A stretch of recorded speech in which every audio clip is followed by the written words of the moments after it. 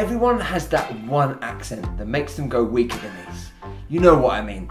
That one where you bite your lip and you say, oh, I could listen to this all day long. Jamie Dornan, I am today doing Northern Irish slang. There'll be times when the world tries to make you think that's not true. Happy St. David's Day. It's March the 1st, the time of year when we celebrate this country we call Wales. We used to draw faces on eggs, you know, and it was just a nice thing to do, you know. For Tommy, I think what it did was he lost all faith. Religion was just a joke, you know, authority was just a joke. So which one is officially the sexiest accent in the UK and Ireland? Well, a recent study conducted by dating app Match has found the answer. Over 2,000 people were asked to rate each accent, and the results are fascinating. Now, I'm going to count down from 10 to 1 to find our sexiest accent. But before I do, I just want to say a quick thank you to Preply for sponsoring this video. Preply is a language learning platform that helps thousands of students around the world find their perfect tutor. And I'm going to help you find yours later on in the video. But first, it's time to find out what is the sexiest accent in the UK and Ireland. Number 10, Cornish. We're starting in the southwest of England with Cornwall's unique accent that matches the beautiful rugged coastline of this stunning county. Now, it's one of the only parts of the country that has a rhotic R sound, which you'll hear on words like car and far. Here's a little sample. I would have thought so. It's your heritage. Yeah. You know, it's what's been handed down to us from our forefathers. You've got to be proud of it. If you're not proud of where you come from, what else can you be proud of? Sexy? All right, you decide. Now, it's important to say at this point that these are very generalized terms that we're using for accents. So within Cornwall, there will be variations, and essentially everyone kind of speaks their own unique way. But for the purposes of this video, we're going to be using these broad categories like a Cornish accent or a Welsh accent. If you'd like to go into more depth, then you can watch any of my standalone accent videos, such as this one where I talk about the Brummie accent. And oh, speak of the devil. Number 9, we've got the Brummie accent, which is found in Birmingham, the UK's second largest city. Now, I've got an affection for Brummie, having spent a lot of time there. But it's very distinguishable, particularly its wide vowel sounds. So, for example, the I sound on words like play and die. Let's let footballer Jack Grealish give you a little sample. No, it depends like what mood I'm in. So if I just want to chill, I listen to Ed Sheeran. If I want to like get in like a going out mood, I listen to like Drake or something.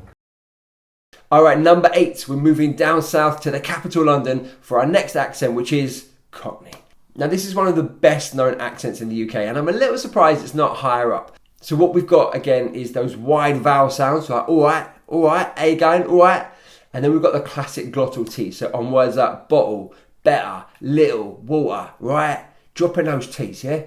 Now, one of my all-time favourite accents is actor Ray Winstone. So to give you a little taste of that sort of sexy Cockney charm, let's listen to him.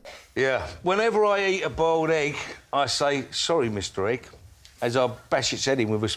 We used to draw faces on eggs, you know, and it was just a nice thing to do, you know. I'm sorry, Mr. Egg.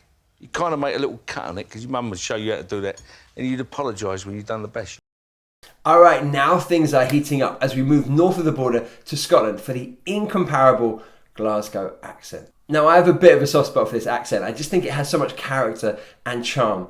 Now, I don't know if I find it sexy, but clearly 2,000 people did. Now, one feature to look out for is the shorter ooh sound. So, for example, in a Glaswegian accent, instead of you, it'd be you, right? Instead of blue, it's blue, right? So shorter, right? And now my Glaswegian accent is not very good, right? I can't do it, right? I just can't do it. So let's leave it to the professionals. Everywhere you go as a tourist, people speak English, but when you've got a Scottish accent, that's very little help. I've run holidays and I've had people translate for me into English. How do, my lovelies? Right, we're moving on to number 6. As you might have guessed, we're moving to God's own country, and that is Yorkshire. As I said previously, there are many different types of accents and many different types of Yorkshire accents. So people from Leeds will speak differently to people from Sheffield and to people from Hull.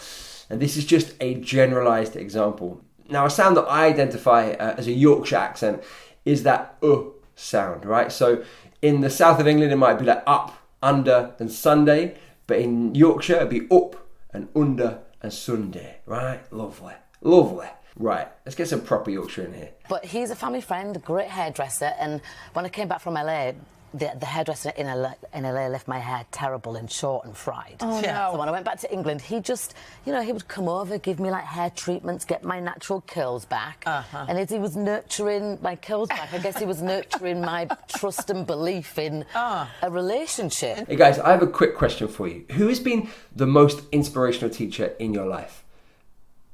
Me? No, come on. I'm kidding. I'd love you to think back to school and think about who inspired you the most. Who helped you fall in love with a language or a subject? For me, it was a guy called Mr. Carnegie. He was a slightly mad but very passionate art teacher with a big beard and a wild look in his eyes. Now, I'll be honest, I have zero art skills, but I loved his lessons because he brought the art to life. See, what he'd do is he'd create these intricate scenes with papier-mâché figures, and he'd put on music so that we felt like we were in the location. So one time he did an American Wild West scene, another time he did a Parisian bar in the 1920s. He'd sit us down and he'd get us to paint what was around us, and it was amazing and super inspirational. Now, don't get me wrong, my paintings were terrible, but I look forward to his lessons every single week. And he definitely taught me a lot about creativity, and also actually as a teacher, kind of going that extra mile for my students. And I used to do that when I taught in the classrooms. I used to go that extra mile, or try to at least. It got me reflecting that like all it takes is that one teacher, right, to change everything for us. So if you're looking for someone to be that one teacher for you, I know just the place. Preply is an online language learning platform with expert language tutors who go that extra mile for their students. I think for so many of us, we need that one-to-one attention to really improve our English. Group classes are fine, they can be really fun, but there's nothing like getting the full attention of a teacher to work on the bits of English that you need help with, like getting rid of those fossilized mistakes or correcting your pronunciation. They've also got business English, they've got IELTS, so whatever your English needs are, they've got a tutor to suit you. And the most exciting part? Well, if you sign up using the link below, you'll get 50% off using the code TOM50. That's not too shabby, right? 50% off. Now, they don't just do English, they've also got tutors teaching French, Spanish, Japanese, Arabic, Italian. They do history, maths, accounting, even Welsh. That's kind of cool. So if you're ready to find that one teacher that inspires you, click the link in the description below and book a one-to-one class with the perfect tutor for you today. All right, we're moving on to the 5th sexiest accent in the UK and Ireland, which is received pronunciation, or RP as it's also known. It's an accent without a sort of strict geographical boundary, but it is mostly found in London and the south of England. Now, traditionally, it was seen as the accent of education and privilege, but clearly not the sexiest, despite people like James Bond, Hugh Grant, Emma Watson all speaking it. Let's get a little clip to hear it. There'll be times when the world tries to make you think that's not true. There are so many things, systems, patterns, and behaviors designed to make us feel less than because of our gender, our sexuality, our appearance, or our background. All right, we're coming in hot at number 4. We've got the musical, sing-songy tones of a Welsh accent. And yes, there is more than one Welsh accent. I'm just making a massive generalization here, but for the purposes of this video and the match survey, we're going to say there's just one, okay? Forgive me. Now, a key feature to keep your eye on here is the elongated vowel sounds like doen, right? What are you doing? And also that tapped R, so bright and right. I can't do it very well. Let's leave it to the experts. Happy St. David's Day. It's March the 1st, the time of year when we celebrate this country we call Wales, being Welsh and our patron St. David. But what do we know about him? Well, I can tell you a few things, like he didn't drink beer, he didn't eat meat, he didn't believe in flashy clothes or even using animals to plough the fields. But there are more legendary stories and miracles which make him so remarkable. Okay, are you ready for the top 3 accents?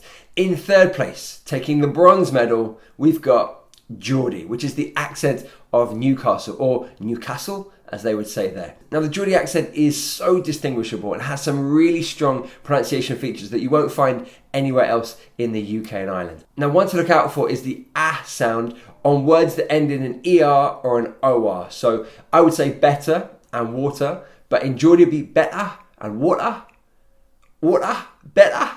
Can you hear it? Yeah, it's really bad, I know.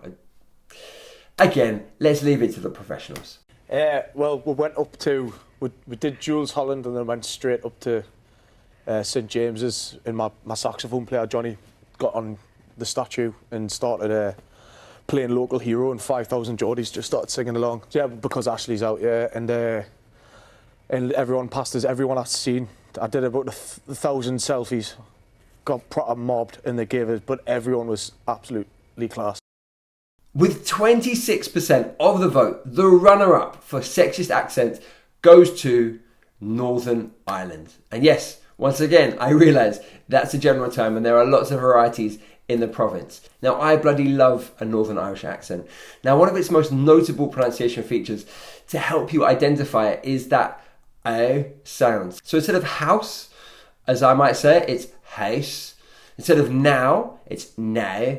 So that kind of A sound. Let's let the impossibly handsome Jamie Dornan melt your ears with his dulcet tones. My name's Jamie Dornan. I am today doing Northern Irish slang with Jamie Dornan. That's me. Well, that's the most famous expression we have in all of Ireland. Crack.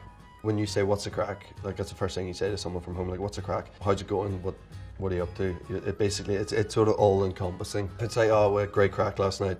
That means that the crack was good.